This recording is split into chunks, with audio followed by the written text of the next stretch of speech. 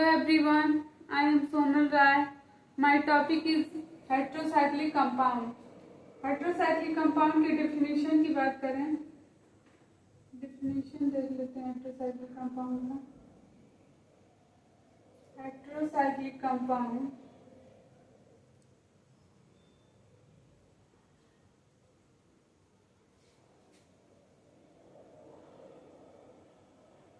is cyclic structure. It contains at least one heteroatom like nitrogen, oxygen, sulfur in place of carbon. Example देख लेते हैं।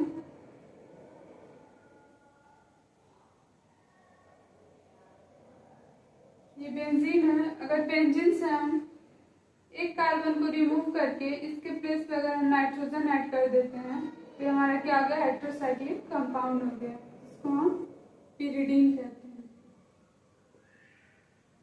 Heterocyclic compound में एक heteroatom भी हो सकता है और एक से ज्यादा भी हो सकता है, बट एटलीस्ट वन हेट्रोएटम होना चाहिए। जैसे कि इसको देख लेते हैं, ये भी हमारा क्या है, हेट्रोसाइक्लिक कंपाउंड है, जिसको हम पिरिमिडीन कहते हैं। ठीक है, अब इसके आगे देख लेते हैं।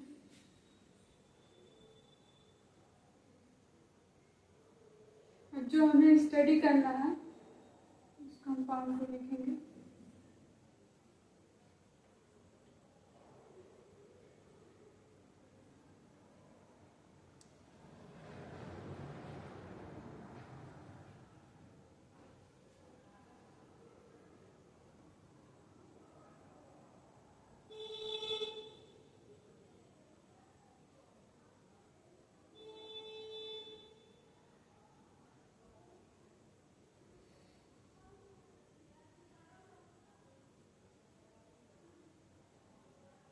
पिरिडीन,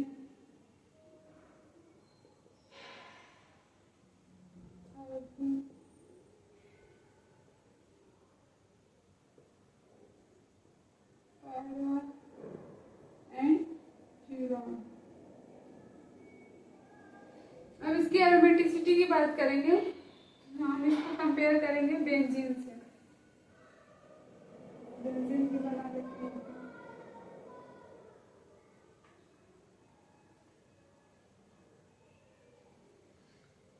अब एरोमेटिसिटी की बात करेंगे तो एरोमेटिसिटी जो होता है, aromaticity is directly proportional to resonance energy.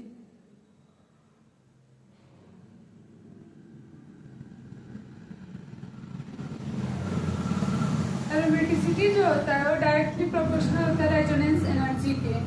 Benzene की जो रेजोनेंस एनर्जी होती है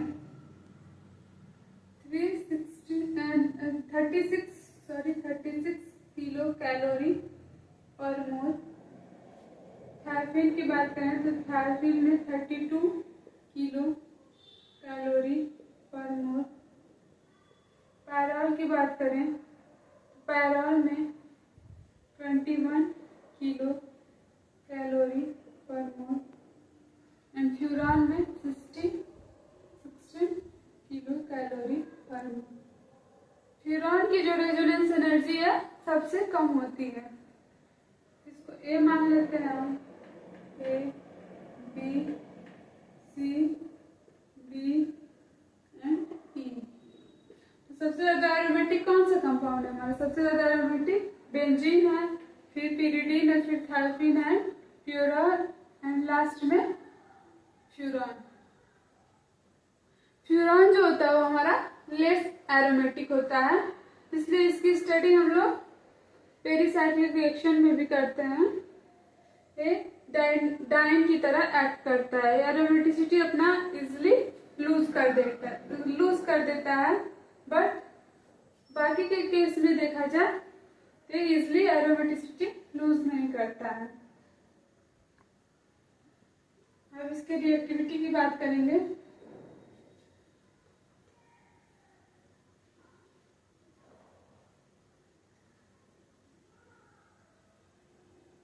एरोमेटिसिटी का तो समझ में आ गया, कौन सबसे ज्यादा एरोमेटिक होता है।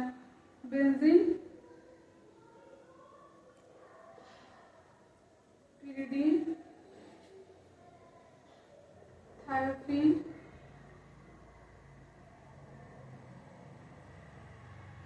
pyrrole and furan. ये हमारा हो गया एरोमेटिसिटी का ऑर्डर। अब रिएक्टिविटी चेक कर लेते हैं, कौन सबसे ज्यादा रिएक्टिव होगा।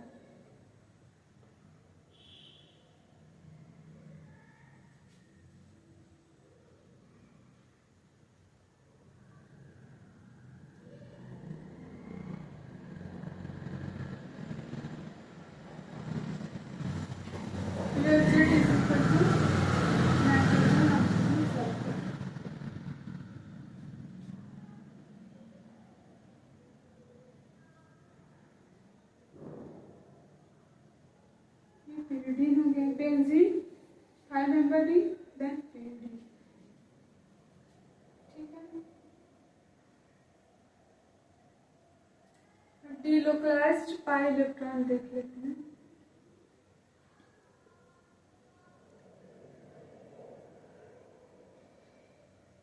इसमें कितने बॉन्ड है? पाई बॉन्ड कितने हैं? 1 2 3। एक पाई बॉन्ड में देखा जाए तो 2 इलेक्ट्रॉन होते हैं, तो 6 पाई इलेक्ट्रॉन हो गया।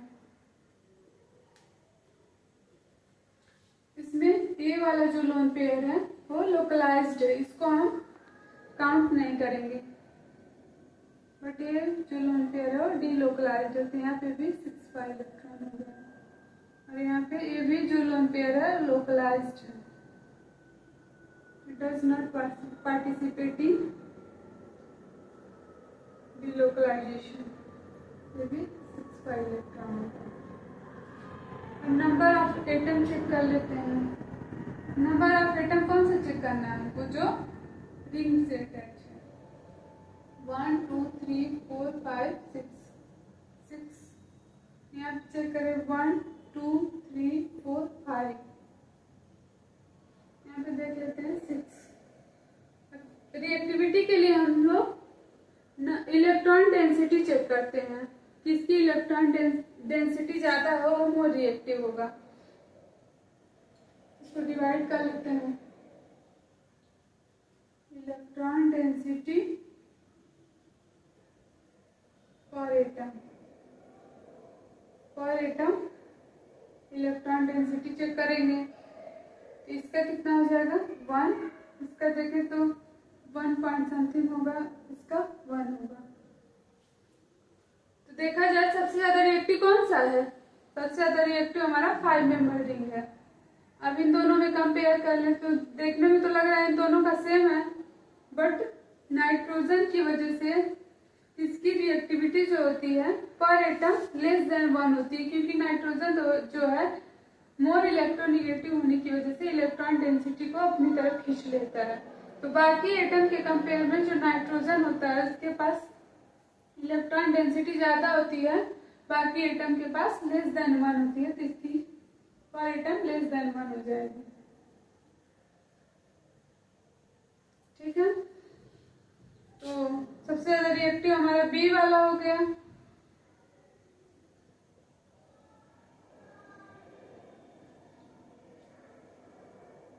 बी ए देन सी, ये हमारा रिएक्टिविटी ऑर्डर हो गया। ठीक है, अब रेजोनेटिंग स्ट्रक्चर बना के देख लेते हैं।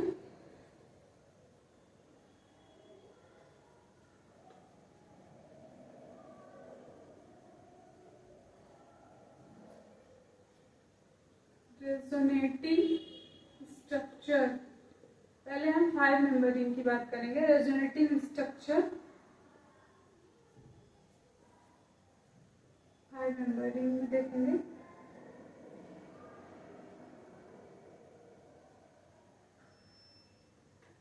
यहाँ पे भी Z equal to nitrogen oxygen sulphur, ठीक है।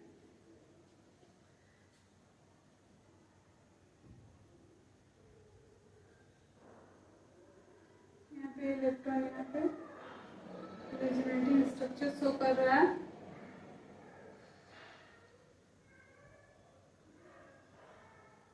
यहाँ पे 4 बॉन्ड हो गए, यहाँ पे पॉजिटिव चार्ज आ गया।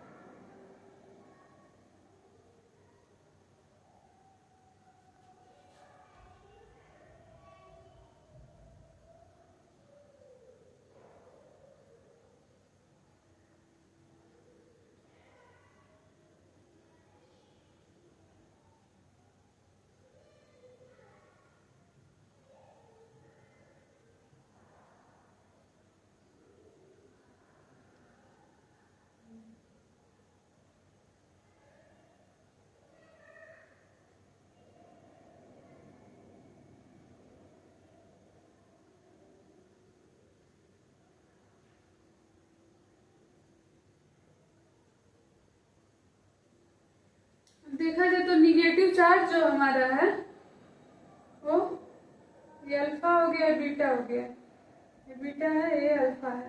तो अल्फा एंड बीटा दोनों पोजीशन पे हमारा निगेटिव चार्ज आ रहा है। तो अब हम कैसे डिसाइड करेंगे कौन सा ज्यादा रिएक्टिव है?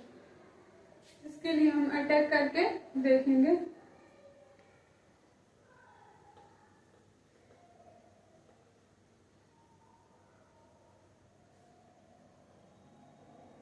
एग्जाम्पल में हम पायरोल ले लेते हैं, ठीक है।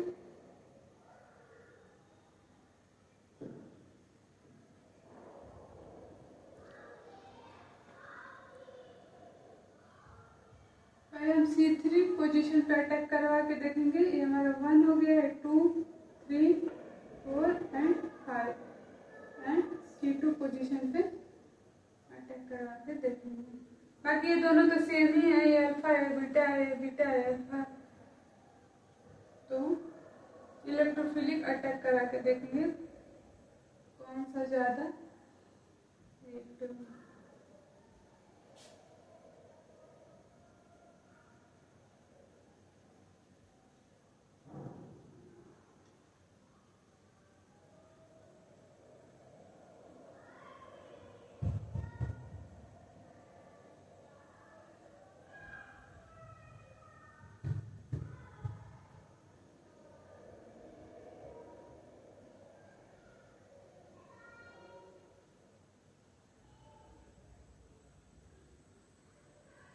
अटैक कराएंगे।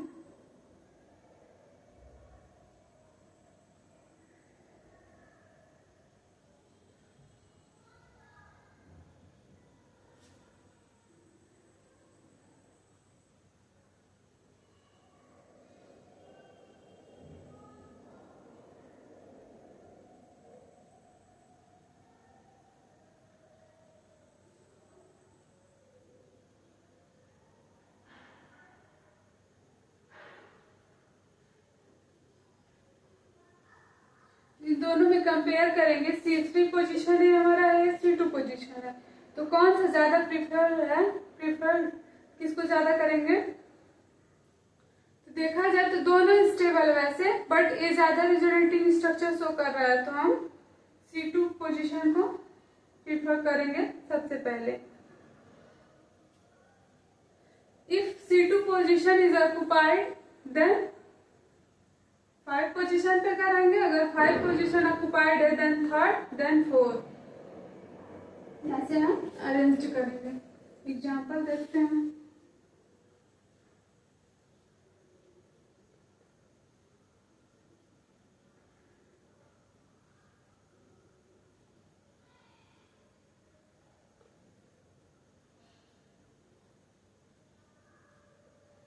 अभी हमारा क्या है, पायरोल रिंग है, ये बेंजीन रिंग है। दोनों में कंपेयर करें तो सबसे ज्यादा रिएक्टिव कौन है? पायरॉल होता है। तो सबसे ज्यादा रिएक्टिव पायरॉल है, तो हम पायरॉल पे ही रिएक्शन कराएंगे।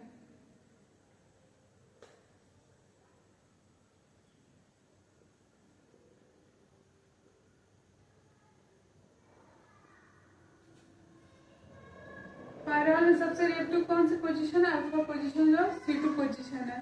ये C2 पोजीशन पे आके अटैक करेगा। CH और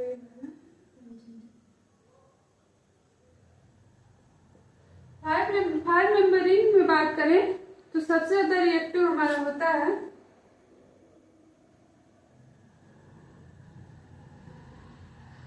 reactivity order in five membered.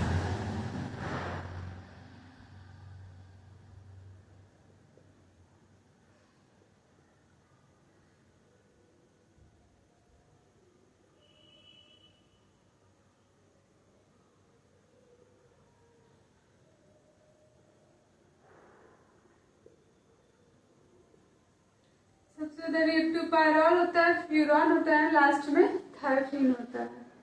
ठीक है,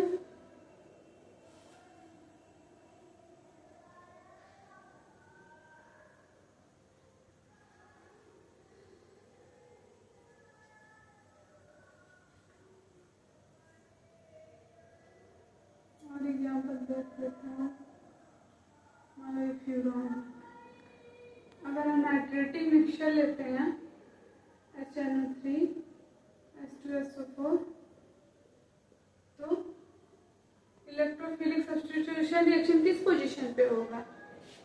सेकेंड पोजीशन पे होगा, क्योंकि इसकी इलेक्ट्रॉन डेंसिटी जो है सबसे ज्यादा है।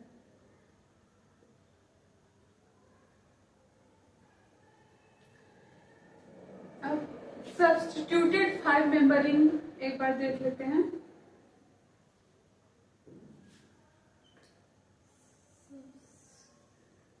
सब्स्टिट्यूटेड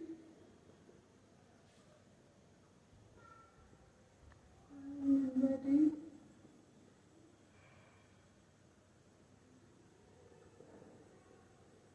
और electrophilic substitution reaction.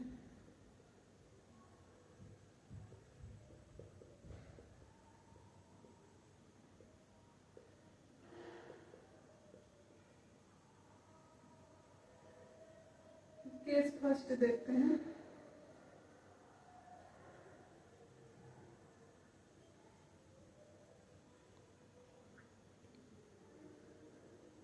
If electron donating group are attached in C2 position, Z इसका तो पता है, नाइट्रोजन ऑक्सीजन में सल्फर। ठीक है, if electron donating group attached in C2 position, तो हम इलेक्ट्रोफाइल का अटैक कहाँ पे कराएंगे? इस पोजीशन पे। ठीक है,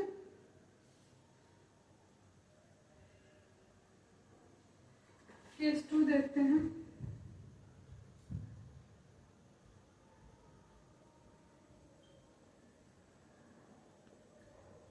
इलेक्ट्रॉन डोनेटिंग ग्रुप अटैच्ड इन C3 पोजीशन, तो हम C2 पोजीशन पे अटैक कराएंगे।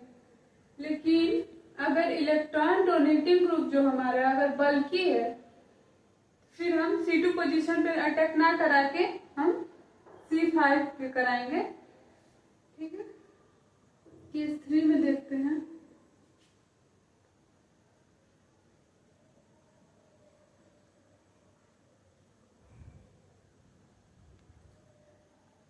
इलेक्ट्रॉन विड्रॉइंग ग्रुप अटैच्ड, अगर इलेक्ट्रॉन विड्रॉइंग ग्रुप अटैच्ड है तो हम थायोफिन एंड पायरॉल के केस में इस पोजीशन पे अटैक कराएंगे, क्योंकि इस पोजीशन पे हमारा पॉजिटिव चार्ज आ जा रहा है। तो यहाँ पे भी नहीं करा सकते हैं और यहाँ पे भी पॉजिटिव चार्ज आ जाएगा, तो इस पोजीशन पे भी नहीं करा सकते हैं। तो एक ही पोजीशन है जहाँ पे इलेक्ट्रोफिलिक सब्स्टिट्यूशन रिएक्शन करा सकते हैं। बट फ्यूरॉन के केस में क्या होता है, फ्यूरान जो होता है वो जिद्दी होता है। फ्यूरान के केस में C2 पोजीशन पे C5 पोजीशन पे ही अटैक करता है। बाकी इन दोनों केस में थायफिन एंड पैरॉल के केस में इस पोजीशन पे अटैक करता है C4 पे, बट फ्यूरान के केस में ऐसा नहीं होता है। अब C4 केस केस 4 देख लेते हैं। लास्ट केस है।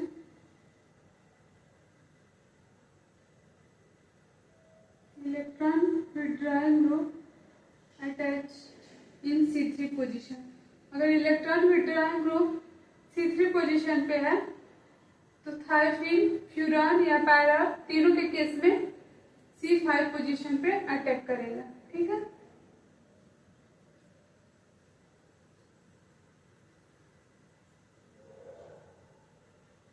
एग्जाम्पल देख लेते हैं।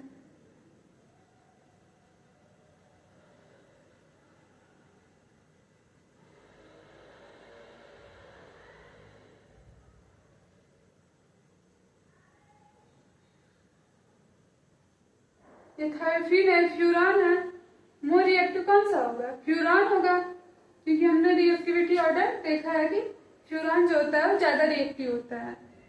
तो किस पोजीशन पे हम पहले तो लिख लेते हैं। इलेक्ट्रोफिलिक अटैक कहाँ पे कराएंगे?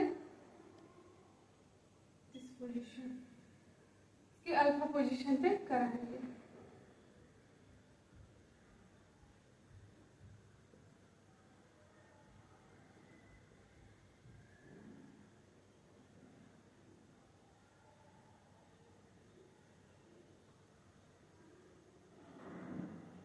ठीक है,